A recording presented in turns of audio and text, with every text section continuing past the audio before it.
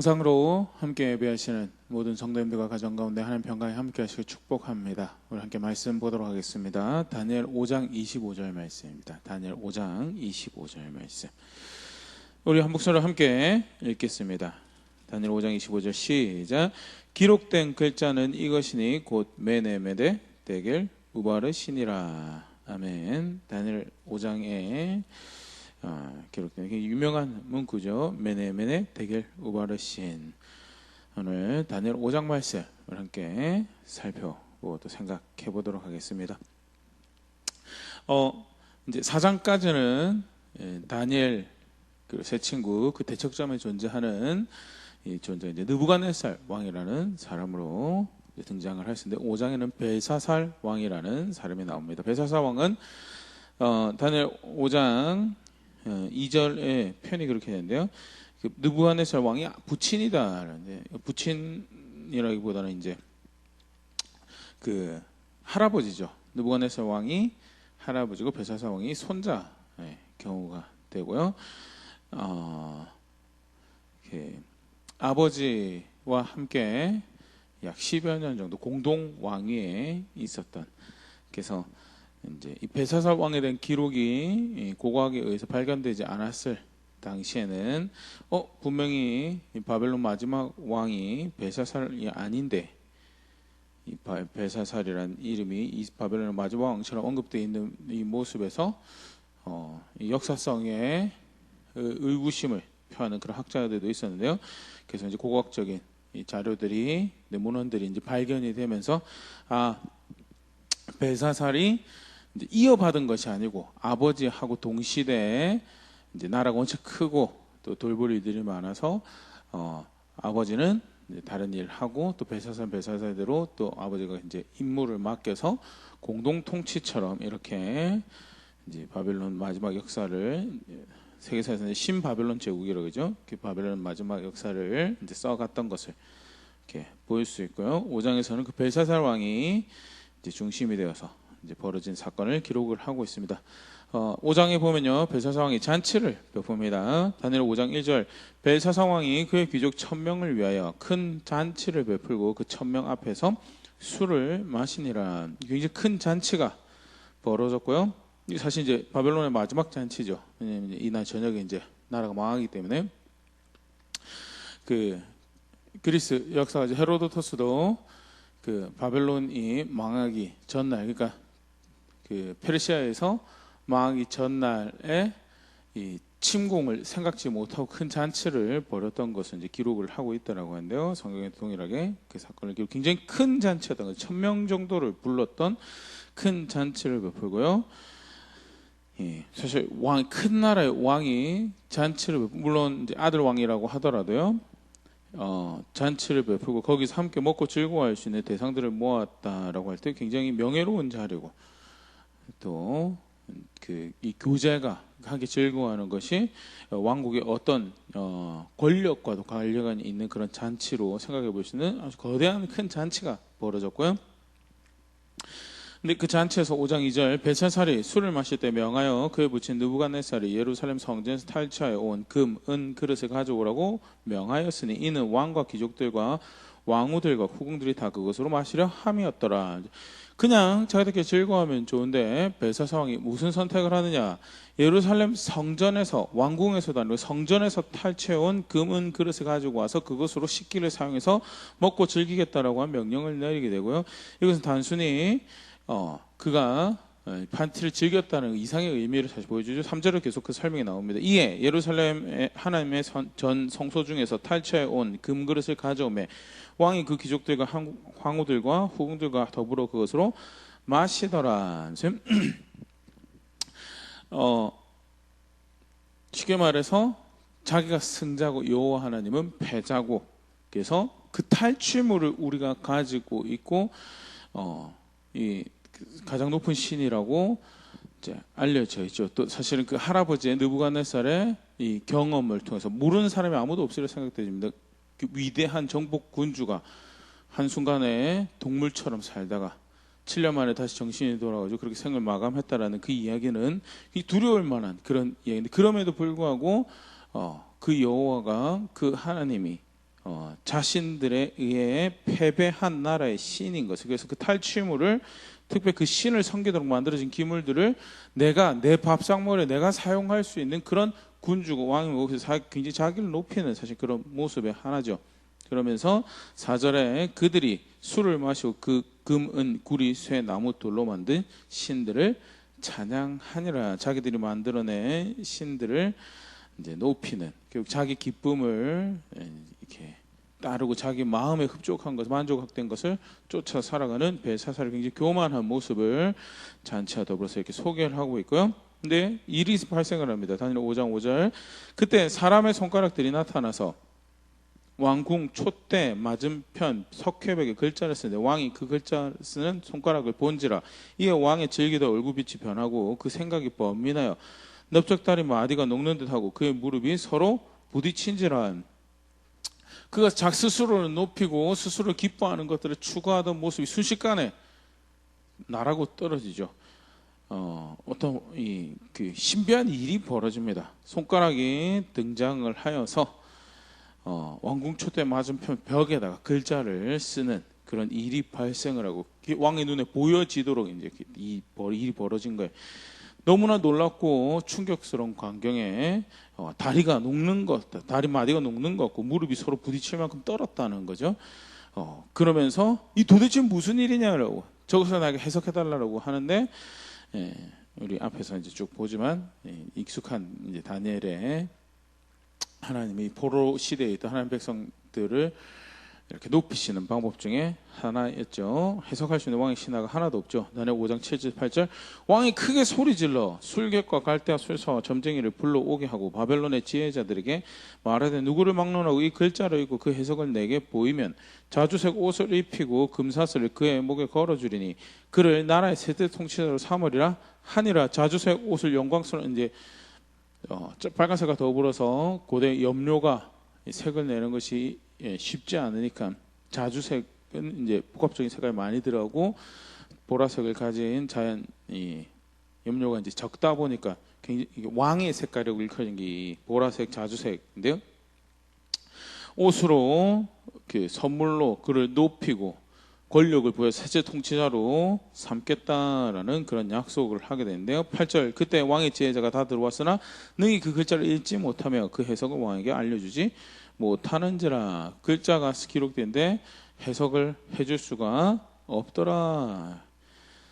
다 당황하고 이제 우려하고 있는데 이제 왕비가 등장을 합니다. 여기서 왕비는 벨사살 왕의 왕비보다는요, 그 앞전에 다니엘의 해석하는 이 경험을 함께 공유했던 이제 그래서 이 느부갓네살의 왕비가, 그러니까 왕의 입장에서는 벨사살 왕의 입장에서는 할머니가 궁중에 큰 어른이 와서 하는 이야기가 아니었을까 생각이 되고, 여기서 등장하는 왕비는 그 앞에 언급되는 왕후보다도 파티에 새로 등장한 그런 인물이고, 소동이 벌어진 걸 알고 느부갓네살 왕비, 그러니까 이 벨사살 왕의 할머니가 이제 해석해줄 사람이 있다라는 얘기를 해주게 되죠. 10절. 왕비가 왕과 그 귀족들의 말로 말미암아 잔치하는 궁에 들어왔더니 이에 말하여 이르되 왕이여 만수무강하옵소서. 왕의 생각을 번민하게 하지 말며 얼굴빛을 변하게 할 것도 아니니이다. 왕의 나라에 거룩한 신들의 영이 있는 사람이 있으니 곧 왕이 부친 때에 있던 자로서 명철과 총명과 지혜가 신들의 지혜와 같은 자니이다. 왕이 부친 느부갓네살 왕이 그를 세워 박수와 술객과 갈대와 술사와 점쟁이의 어른으로 삼으셨으니, 이러면서 다니엘을 이제 소개를 하게 되죠. 그래서 다니엘을 불러서 12절까지 보면요, 왕이 벨드사살을 이름하는 이 다니엘은 마음이 민첩하고 지식과 총명이 있어 능히 꿈을 해석하며 은밀한 말을 밝히며 의문을 풀어줄 수 있었나이다. 이제 다니엘을 부르셔서 그리하시면 그가 그 해석을 알려드리리다 하니라 하면서요, 다니엘을 소개를 하게 되고요. 아까 잠깐 얘기했지만 왕의 교제권 안에서 1000명 정도나 되어서 손꼽아서 왕이 함께 즐거워하는 사람들, 그 자리에 다니엘이 없었다라는 것은 뭐 여러 가지로 생각해 볼 수 있을 텐데요. 정권이 바뀌었죠. 그래서 느부갓네살 이후에 그 약 이제 일장 사건이 벌어지고 난 다음에 60년이 넘게 지나간 시기일 거다라고 이야기를 하고요. 학자들이 다니엘이 거의 80세에 이른 나이가 되지 않았을까라고 추정되는 시기에 벌어졌던 사건으로 학자들이 이야기를 합니다. 그러니까 점쟁이에 이렇게 지혜자들이 어른도 되고 나이가 연로한 탓도 있고 뭐 여러 가지 정황을 생각해 보시죠. 분명한 것은 왕이 함께 즐거워하는 파티에 왕의 식탁에서 함께 식사하면서 교제하고 권력과 명예를 나눈 그 자리에 초청받지 못하는 그런 자리에 있던 다니엘이었고요. 그 다음에 대화를 보면 사실 벨사살 왕은 다니엘을 만난 적이 없었던 것을 이제 또 추론을 해볼 수 있는데요. 그럼에도 불구하고 이제 다니엘밖에 없다라는 것이 지금 이제 이야기에서 표현되어지고 있는 거죠. 이제 다니엘이 불려집니다. 다니엘 5장 13절. 이에 다니엘이 부름을 받아 왕의 앞에 나오며 왕이 다니엘에게 말하되 네가 나의 부왕이 유다에서 사로잡아 온 유다 자손 중에 그 다니엘이냐. 별거 아닌 왕이 신하에게 던지는 특히 포로로 잡혀왔던 관료에게 할 수 있는 질문이라 생각되어지지만요. 더불어서 벨사살 왕의 앞에 1장에서 4절까지 묘사되어진 벨사살의 교만과 더불어서 다시 그의 교만한 모습을 이제 보일 수 있죠. 다니엘의 네가 다니엘이냐라고 또는 지금 이 신비를 해석해 줄 수 있는 사람이 필요해서 다니엘을 부른 상황에서 네가 느부갓네살 왕 위대한 왕 나의 할아버지 느부갓네살 시대 그렇게 꿈과 환상에 대해서 해석을 잘해준 지혜가 있는 다니엘이냐라고 그렇게도 물을 수 있는 상황에서 뭐라고 그 다니엘을 지칭하냐면 네가 포로로 잡혀왔던 그러니까 뭐 그가 앞에 어떤 공적을 쌓고 지혜가 있었고 상관없어요. 나의 혈통, 나의 아버지, 나의 왕국에 의해서 멸망당해서 포로로 끌려왔던 그 민족 중에 다니엘이냐라는 것은 결국 누구를 높이고 있는 이 상황에서 자기 자신을 높이고 있는 또 그런 세계관으로 가치관으로 살아가고 있는 벨사살의 모습을 다시 한 번 더 보일 수 있는 표현이고요. 그렇게 다니엘을 이제 만나게 됩니다. 네가 그 다니엘이냐라는 질문을 통해서 아까도 이야기한 것처럼요. 그 지혜자라고 하지만 한 번도 만난 적이 없는 쉽게 말해서 벨사살의 정권에서는 일종의 아웃사이더 같은 그런 자리에 있었던 다니엘의 모습을 보일 수 있고요. 이 다니엘이냐라고 할 때 다니엘이 그렇다라고 이야기를 하게 되겠죠. 그러면서 네가 꿈을 해석을 잘 하고 환상과 영의 세계를 이야기해 줄 수 있는 지혜가 있다라고 들었다. 네가 나에게 이야기를 해주면 내가 너를 높일 것이고 자주세가 앞에 했던 약속 그대로 이제 언급한 그 16절까지에서 등장을 하는데 자주석 옷을 입히고 세제 통치자로 힘과 권력과 명예를 줄 것이다 라고 하는데 다니엘이 5장 17절에 이런 고백을 합니다. 다니엘이 왕에게 대답하여 이르되 왕의 예물은 왕이 친히 가지시며 왕의 상급은 다른 사람에게 주옵소서. 그럴지라도 내가 왕을 위하여 이 글을 읽으며 그 해석을 아뢰리이다. 1차적으로 봐도 이제 겸손한 모습의 다니엘의 모습을 보일 수 있죠. 근데 더불어 학자들이 설명하는 것이요, 하나님께서 이 일을 행하신 것에 대해서 그래서 왕의 선물로 그 내용을 왜곡하지 않을 것입니다라고 고백하고 있는 이 다니엘의 모습도 사실 보일 수 있는 이 다니엘 순전한 마음을 또 하나님 말씀 이어야 된다라는 의로운 것을 사모하는 다니엘의 신앙의 모습을 보일 수 있는 그런 고백으로 이해를 하고요. 그래서 그 선물 가지고 내가 해석하지 않을 것입니다. 그 일종의 그것으로 나를 높여주겠다는 그 약속 가지고 내가 해석하지 않을 것이고 하나님께서 보여주신 그대로 하나님 말씀 되도록 내가 왕에게 이야기할 것입니다라고 이야기를 하는 거죠. 순전한 하나님을 향한 자세를 보일 수 있는 한 모습이고요. 벨사살의 교만과 굉장히 대조되는 모습으로 오늘 본문에서 소개되어지는 신앙의 자세죠. 계속해서 다니엘이 이제 그러면서 이야기를 이어갑니다. 먼저는 이 환상이 환상이 아니죠. 신비가 벌어지게 돼. 왜 하나님께서 이 일을 하시는가에 대한 배경 설명이 먼저 18절에서부터 24절까지 등장을 하는데요. 읽으면서 같이 보면요. 왕이여 지극히 높으신 하나님이 왕이 붙인 느부갓네살에게 나라와 큰 권세와 영광과 위협을 주셨고 그에게 큰 권세를 주셨으므로 백성들과 나라들과 언어가 다른 모든 사람들이 그의 앞에서 떨며 두려워하였으며 그는 임의로 죽이며 임의로 살리며 임의로 높이며 임의로 낮추었더니 그가 마음이 높아지며 뜻이 완악하여 교만을 행함으로 그의 왕위가 폐한받으며 그의 영광을 빼앗기고. 네? 앞에 사실 이까지 내용은 벨사살 왕도 너무 잘 아는 부분이죠. 지금도 사실 세계사 신바벨론 제국 이렇게 사실은 느부갓네살 이후에는 별로 유명한 왕 이름이 없어요.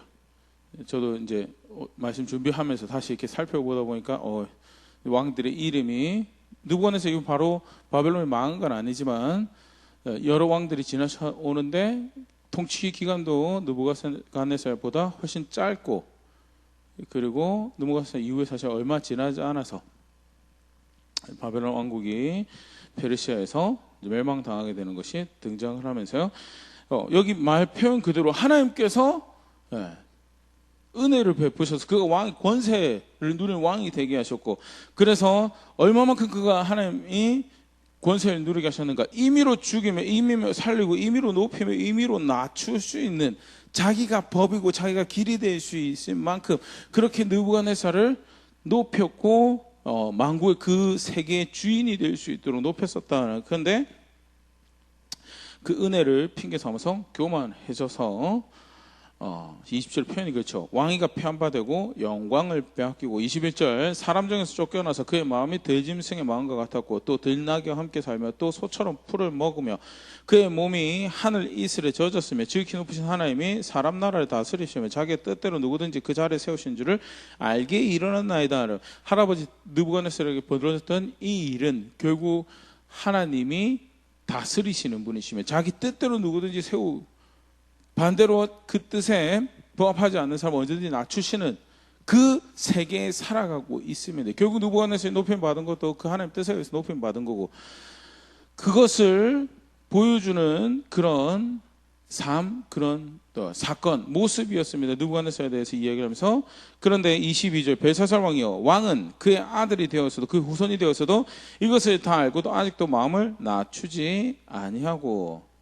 느부갓네살에게 벌어졌던 그 모든 일들을 알고 있음에도 왕이 이 사건이 벌어진 이유죠. 왕이 그 마음을 낮추지 않았다. 다 알면서 낮추지 않았다. 그래서 23절에 도리어 자신을 하늘의 주자보다 높이며 그의 성전 그릇을 왕 앞에 가져다가 왕과 귀족들과 왕후들과 후궁들이 다 그것으로 뿔을 마시고 왕이 또 보지도 듣지도 알지도 못하는 금, 은, 구리, 쇠와 나무, 돌로 만든 신상들을 찬양하고 도리어 왕의 호흡을 주장하시고 왕의 모든 길을 작정하시는 하나님께는 영광을 돌리지 아니한지라. 이게 이제 이 연유죠.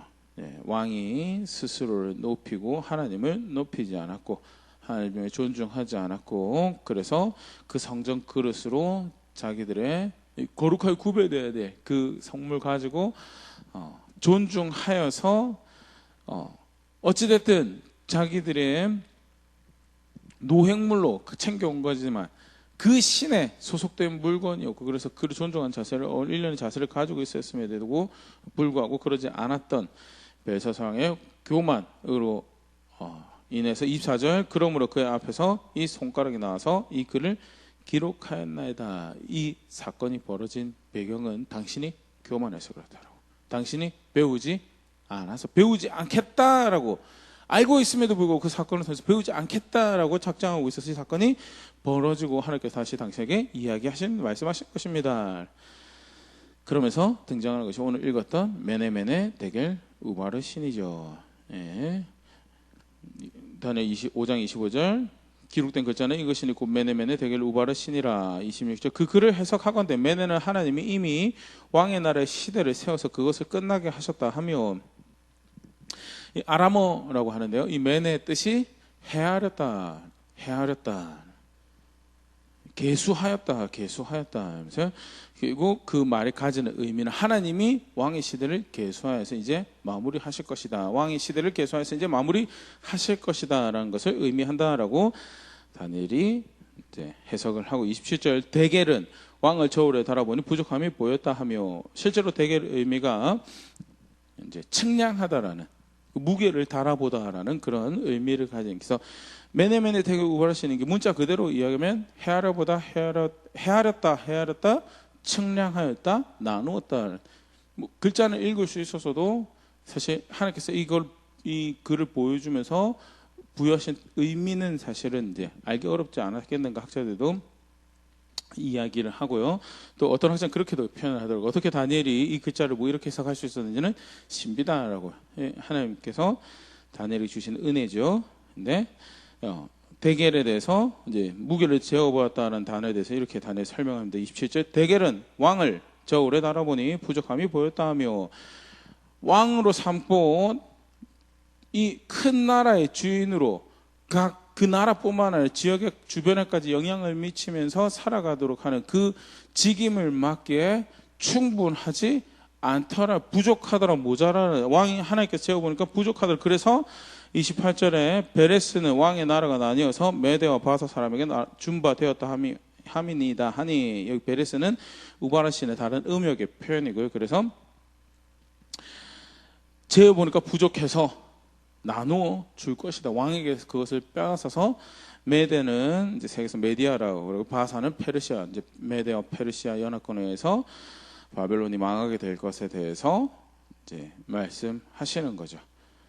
교만하여서 배우지 않으려고, 스스로 낮추지 않으려고 해서, 그 하나님을 존중하려고 하지 않아서 하나님께서 왕에게 이런 일을 행하실 것입니다 라고 이야기를 하게 되고요. 다니엘 5장 29절 이에 벨사살을 명하여 그들이 다니엘에게 자주색 옷을 입히게 하고 금사슬을 그의 목에 걸어주고 그를 위해 조서를 내려 나라의 세절 통치자로 삼으니라. 그래도 큰 나라의 왕으로 자기가 한 말은 지키는 것 같아요. 그래서 다니엘을 해석을 한 다니엘을 높이죠. 그런데 그것과는 별개로 그 다음에 보면 그날 밤에 벨사살이 죽죠. 실제로 역사에서도 그렇게 기록을 하고, 아까도 얘기했던 그리스 역사의 헤로도토스도 그것을 그렇게 기록을 하고 있고요. 역사적으로 굉장히 세계사적으로 중요한 날의 기록을 하고 있다라고 학자들이 이야기를 하는데요. 5장 30절 그날 밤에 갈대아 왕 벨사살이 죽임을 당하였고 메대 사람 다리오가 나라를 얻었는데 그때 다리오는 62세였더라. 메대 사람 다리오가 아까 잠깐 얘기했던 메대 바사 연합군이 바벨론을 멸망시키게 된대요. 여담을 한 가지 잠깐 얘기 드리면요. 여기서 말한 다리오가 누군가에 대해서 의견들이 있습니다. 일반적으로 다리오 하면 페르시아 역사에 등장하는 다리오 1세, 다리오 2세가 있는데요. 시기가 안 맞아요, 사실은. 다니엘 5장에 언급이 되고 있는 이 다리오, 그 6장까지 이어지는 이 다리오가 연도가 안 맞는 거예요. 그래서 학자들이 그 페르시아의 다리오 1세, 다리오 2세는 아닌 것 같다라고 이야기. 그럼 여기 다리오가 누군가라고 할 때 우리 쉽게 알 수 있죠. 고레스 왕을 사이러스, 키루스 대제라고 뭐 이렇게 언급이 되어지는 고레스를 사실은 의미하는 거예요. 그러면 고레스라고 하지 않고 에스라는 분명히 고레스라고 그렇게 기록을 하고 있거든요. 근데 왜 다리오라고 기록을 하고 있을까? 비판하려고 덤벼들면 역사성, 다니엘의 역사성에 대해서 문제가 있는 거 아니냐라고 그렇게 지적을 하는 학자들도 있는데요. 그런 것보다는요, 다양한 학설이 있는데 이제 추정하건대 이제 이 다리오라는 표현이 권력자 또는 왕이나 리더를 부르는 호칭이 아니었을까? 뭐죠? 이집트에서는 바로 느고라고 이름이 기록되는 거 주면 그냥 다 통칭 바로라고 명명되어서 나오는 것처럼요. 파라오라고 하는 것처럼 여기서는 다리오가 그런 호칭이 아니었을까 추정하는 게 이제 어떻게 보면 가장 유력하고요. 5장 31절에서부터 6장에 나오는 다리오는 역사에 나온 다리오 1세보다는 고레스를 의미하는 것을 그렇게 이해를 합니다. 로마에도 사실은 그런 표현이 있었죠. 그래서 시저라는 명칭이, 카이사르라는 명칭이 황제를 지칭하는 호칭으로, 그 전에는 이제 개인의 이름이었다가 그게 황제를 지칭한 호칭으로 바뀌게 된 것처럼 일종의 그런 호칭이 아니었는가라고 추정을 하고 이제 이해를 합니다. 분명한 것은 하나님께서 다니엘에게 이렇게 이야기해 줄 수 있도록 이 벨사살에게 보여주셨던 그 메시지가 그대로 하나도 지연되지 않고 이루어지고요. 분명한 메시지는 교만한 자의 집을 허무시더라라는 것을 분명히 보일 수 있죠. 잠언 15장 25절에 여호와는 교만한 자의 집을 허시며 과부의 지게를 정하시느니라. 그래서 대적하여서 마음이 높아지는 자를 하나님께서는 죄 없다 하지 않으시다라는 것. 그를 악하다라고 하는 것에 대해서 절대 망설이지 않으시는 분이 4장 5장 사실 굉장히 메시지가 비슷하죠. 하나는 느부갓네살에게 벌어지는 사건으로 인해서 어떻게 보면 포로로 끌려온 관료는 다니엘은 자기들이 볼 때는 어떻게 보면 굉장히 낮은 자리 같은데 하나님을 존중하였던 다니엘 하나님께서 높이시고 반대로 자기들이 볼 때는 제일 높은 자라고 생각했던 느부갓네살은 하나님 앞에서 교만히 행할 때 하나님께서 그를 낮추시는 사람보다 못한 존재까지 낮추시는 모습. 5장에서는 왕의 파티에도 참석하지 못하는 연로에서 그렇다고 치더라도 어쨌든 그 함께 하지 못하던 다니엘인데 중년 다니엘 신앙의 모습 아까 소개가 되었었죠.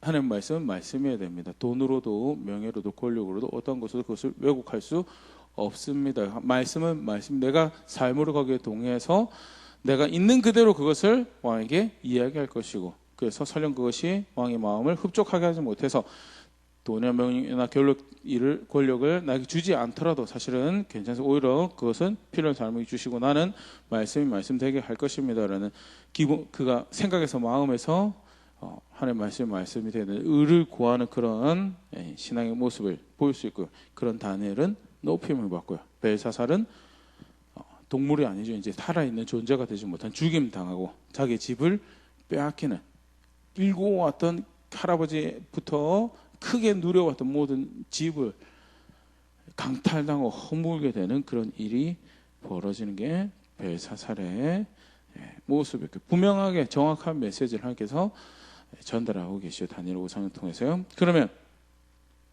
구체적으로 벨사살의 교만에 대해서 한 번 더 같이 생각을 해보려는데 크게 두 가지 모습으로 오늘 본문에서 우리가 생각해 볼 수 있습니다.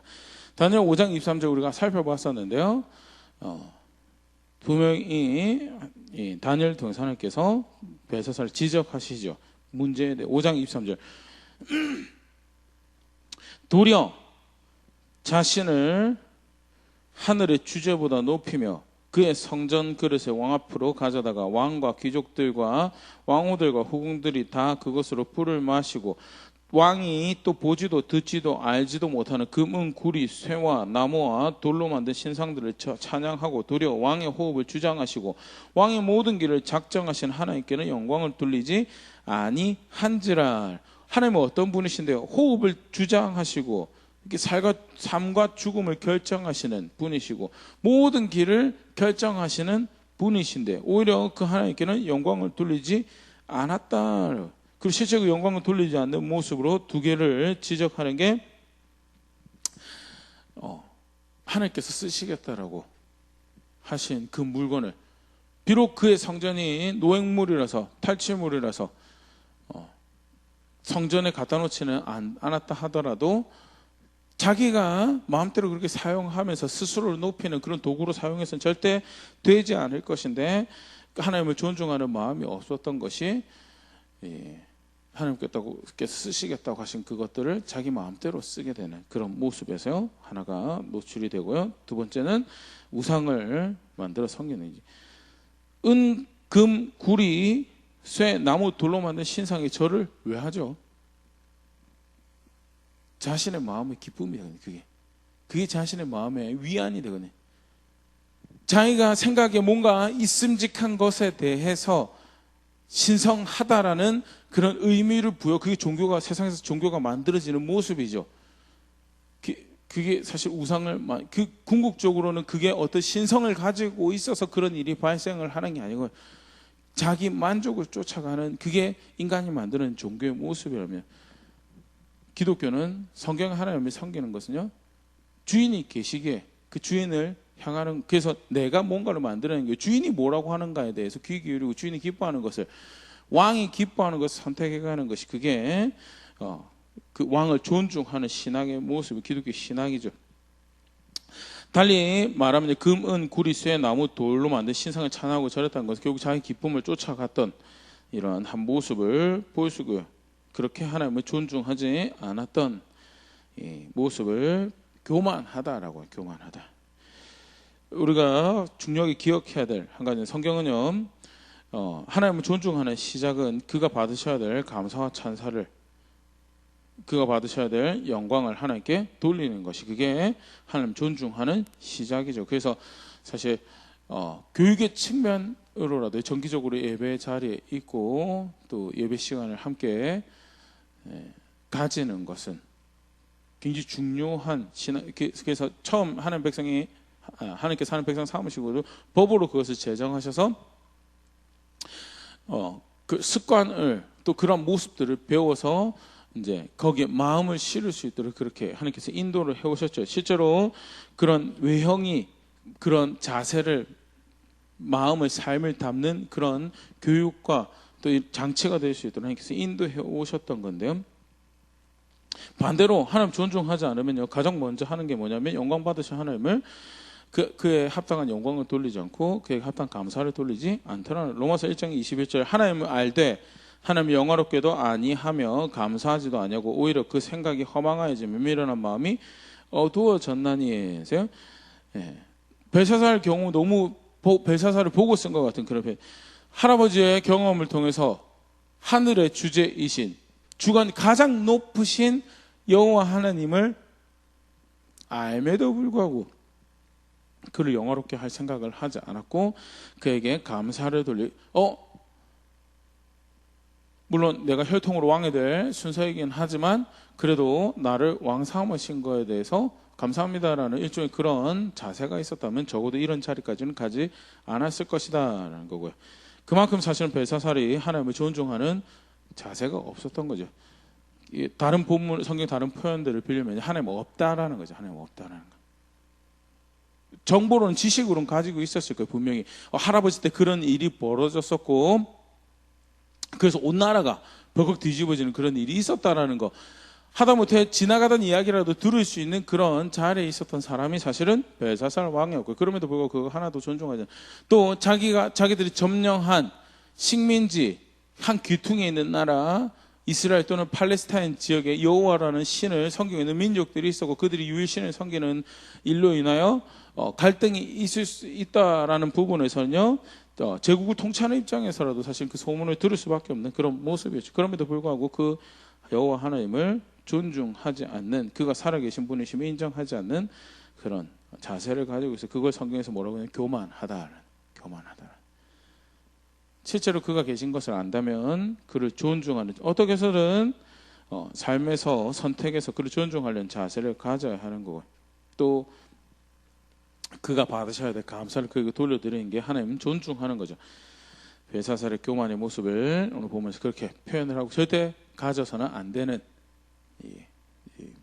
집이 망하는 사실 교만의 모습이고, 두 번째는요, 스스로의 기쁨을 따르는, 하나님 존중하지 않는 그 자리를, 존중해야 될 자리를 뭘로 채우냐? 자기를 존중하는 걸로 채우죠. 그게 아까 잠깐 이야기 드렸던 금, 은, 구리, 쇠, 나무, 돌로 신을 만들고 그를 찬양했던 모습이라든지, 또는 그 성전 그릇을 가지고 와가지고 그것을 자신의 식기로 사용하고 그것을 먹고 마시 유흥거리로 삼는 건 결국 뭘 위해서 그렇게 해요? 자기 기쁨을. 하나님 존중하면 절대 할 수 없는 거지만 결국 자기 만족, 자기 기뻐할 것을 선택할 때 할 수 있는 거고. 더불어서 본문 안에 스스로 기쁨을 따르는, 자신의 마음의 만족과 생각의 만족을 쫓는 벨사살의 교만한 모습을 또 하나 보여주는 것이 다니엘서 5장 22절에, 벨사살 왕이여, 왕은 그의 아들이 되어서도, 여기 그의 아들은 느부갓네살의 후손이란 말이죠. 느부갓네살의 후손이 되어서 이것을 다 알고도 아직 마음을 낮추지 아니하고, 그 사건을 통해서 배우려고 하지 않았다라는 거죠. 자신의 마음의 만족을 기뻐하는 것을 따르면요, 자신의 계획 쫓아오고 자기 기뻐하고 쫓아가죠. 근데 또 굉장히 중요한 그런 이 삶의 모습에서 발견할 수 있는 모습이 배우려고 하지 않는 거죠. 배우려고 하지. 이전의 사건들을 통해서 또는 기록된 말씀을 통해 누군가 전해주는 하나님의 말씀을 통해서 배울 수 있는 기회들이 사실은 많아요. 생각보다 굉장히 배울 수 있고 돌이킬 수 있는 기회가 성경을 보면 볼수록 사실은 그런 기회들이 하나님께서 인생에게 허락하신다는 것을 우리가 볼 수 있는데요.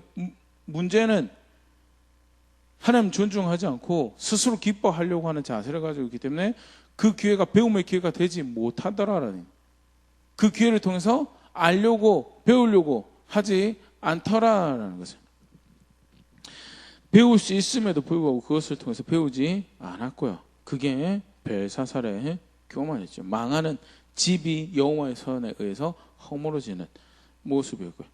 예, 다니엘 전체 배경 안에서 보면요, 포로로 끌려왔어요. 망한 것 같은 상황인데 여전히 다스리고 계신 분이 하나님이시며 열국의 열왕의 주인인 것, 이 세계의 주인인 것 같은 저 존재도 하나님 앞에서 바른 선택을 하지 않는다면 다스리신 분이 하나님이심을 그의 삶을 통해서 그 다음에 그 후손의 그 집에 벌어진 일을 통해서 하나님께서 나타내시더라라는 것을 보일 수 있는 부분이고요. 그래서 존중하며 살아야 될 대상이 누구인지를 다시 한번 더 분명히 보여주고, 반대로 그 교만과 직접적으로 맞서는 다니엘의 모습, 굉장히 사실은 흠모할 만한 모습이죠. 말씀을 다시 한번 나는 그런 다니엘의 모습이 있는가. 네. 어떻게 보면 표면적으로는 그런 걸 생각해 볼 수 있죠. 모세오경에 보면 그런 말씀들이 이제 종종 등장을 하는데, 뇌물 받는 거에 대해서 정의를 굽힐 수 있기 때문에, 판단을 굽힐 수 있기 때문에 뇌물 절대 받지 말라고, 정의로워야 될 백성이, 정의로우신 하나님의 법을 쫓아서 의를 행해야 될 백성들이 그 판단을, 그 선택을 굽힐 수 있기 때문에 절대 뇌물 받지 말라고 하는 그런 모습도 생각해 볼 수 있는가 하면요, 기본적으로 그 자세가 하나님 말씀대로, 그 말씀하신 대로 받아들여지고 그대로 존중되어져야 함을 보여주는 거죠. 나는 내 마음의 생각에서 그것을 사모하여서 그 선물을 따라서 메시지를 정하지 않을 겁니다라는 것을 보여주는, 그게 하나님을 대하는 바른 자세며, 상태가 어떻든 여호와 하나님을 존중한다면 삶에서 고백되듯 신앙의 모습이 무엇인가에 대해서 정말 내 생각이, 내 마음이 그렇게 바른 것을, 의로운 것을, 마땅히 되어져야 될 것들을 사모하고 사랑하는 삶을 살아가고 있는지 다시 한 번 더 돌아볼 수 있도록 도전이 되는 모습인데요. 다니엘 5장 우리 간단하게 한번 살펴보면 한번 돌아볼 수 있으면 좋을 것 같습니다. 사실 모든 인생 살아가는 시대가 그렇죠. 노아 시대, 아주 옛날 노아 시대만 하더라도 결국 그들의 죄의 근본적인 모습은 뭐있는, 자신의 마음에 기뻐하는, 자신의 눈에 아름다워 보이는 여자를 선택하는, 결혼한 게 문제가 아니죠. 여자를 그렇게 선택했다는 건 문제가 아니고, 기본적인 자세가 뭐냐, 자기의 눈의 기쁨이 되고 자기 마음의 기쁨이 되는 것을 선택하는 존재가 되어버렸다는. 뭐가 나쁩니까? 성경 그걸 나쁘다라고 이야기를 해요. 왜? 엄연히 버젓이 주인이 존재하고 있는데, 그가 만드신 질서 안에서 생명을 유지하고, 아까 다니엘도 그런 표현이 호흡을 결정하시고 길을 작정하시는 분이 계시는데, 어떻게 자신의 기쁨이 주인이 되어서, 인도자가 되어서 그렇게 살아갈 수 있느냐라는 것에 대해서, 21세기에 살아가는 오늘 나의 모습, 우리의 모습에서 사실 너무나 쉽게 찾아볼 수 있는 모습이지 않을까 개인적으로 생각해 보는데요. 한번 말씀을 다시 돌아볼 수 있으면 좋을 것 같습니다. 결국 그 기쁨 쫓아가면요, 하나님 그거 교만하다라고 하는 모습이다. 우리의 경건의 수고는요, 사실 하나님을 더 기뻐하고 하나님 말씀을 더 기뻐하기 위해서, 결국 그래서 내가 기뻐하는 것이 하나님이고 하나님 말씀, 하나님 목적이고 하나님 뜻이 이루어지는 기뻐한 자리에 가기 위해서 나의 습관도 뜯어고치고 나의 마음에 원하는 것도 뜯어고치고 그 방향을 계속 하나님께로 돌이키기 위한 이 수고의 한 모습으로 경건, 오늘 예배도 그렇고 기도하는 것도 그렇고 그렇게 존재를 하는 거죠. 치열하게 싸워야 될 교만한 모습이 스스로를 기뻐하는 그런 모습인데 벨사살 같은 자리에 익숙하게 있어서 필요한 것들을